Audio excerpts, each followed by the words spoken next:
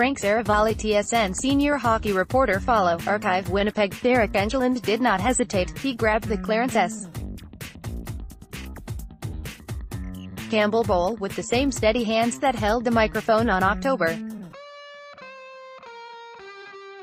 10, when he told his adopted hometown it would be okay after the deadliest mass shooting in history, on the night the Knights were born.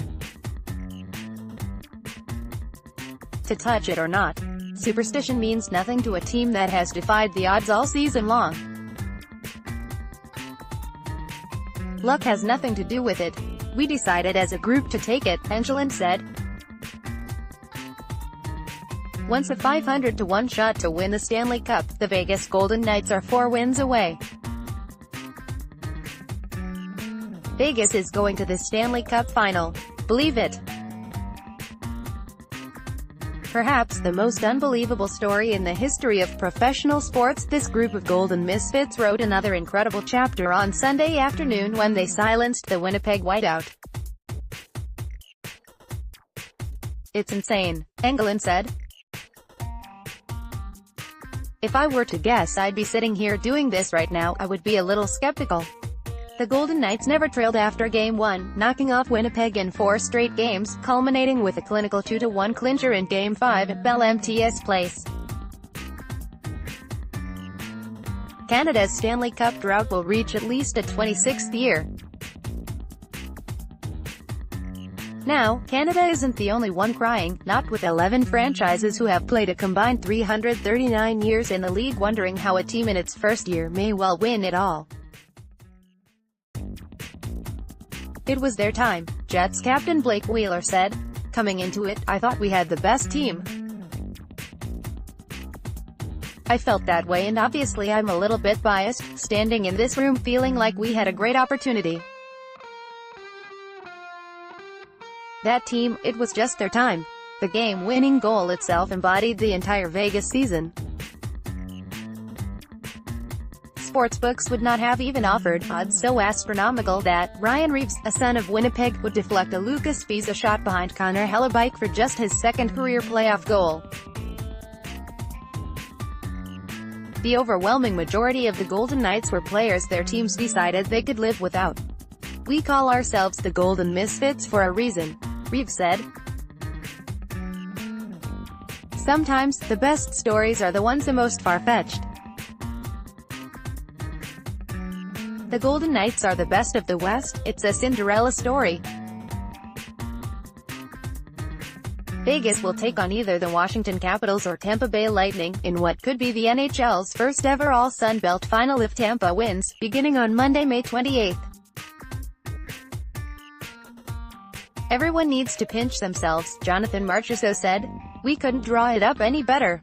The entire series was harder to figure from a Winnipeg perspective. Who saw this coming? Even the underdog Golden Knights' own fans and management could not have imagined advancing this quickly and cleanly. We'll have a week to rest up now. Remember when this round began with 17,000 strong chanting, "We want Subban," begging for backup Malcolm Subban, after rolling over the Knights? I thought this was our year, Hellebuyck said. It's hard for me to depict it. I thought we were the better team. But they're walking away with a 4-1 lead. I don't know. Winnipeg's magical run came to an end with an audible thud. They finished the playoffs with a 9-8 record, and an incredibly bright future, but a bitter pill of opportunity lost.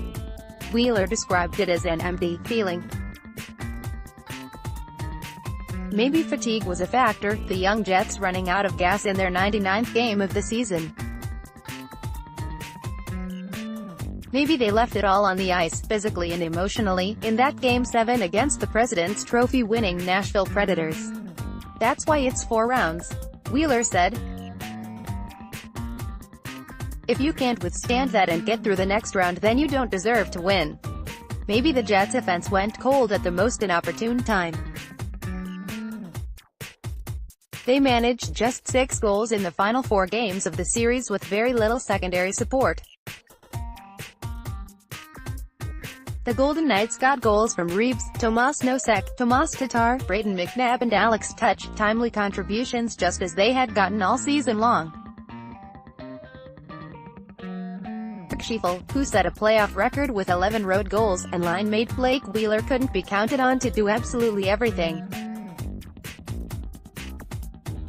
Schieffel ended with 14 goals in 3 rounds, 5 short of the all-time record for goals in a single postseason.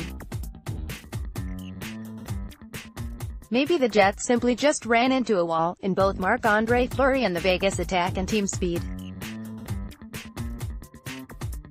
Fleury, the 33-year-old 3-time Cup winner who spent his entire career in Pittsburgh before becoming the face of the expansion entry, emerged from the Western Conference Final as the favorite for the Conn Smythe Trophy, just couldn't score. Patrick Lean said,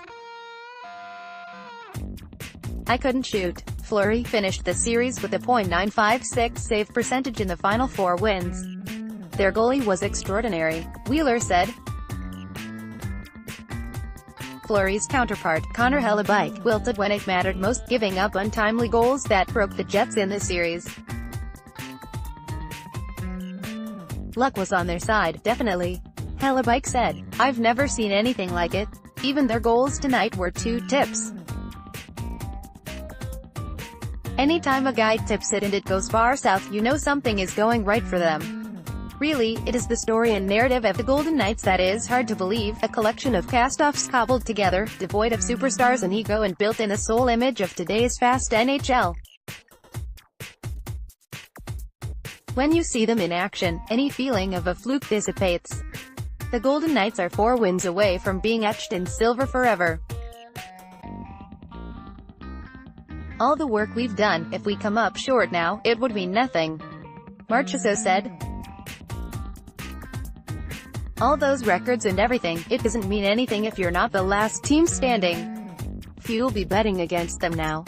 Contact Frank Seravalli on Twitter, @Frank_Seravalli.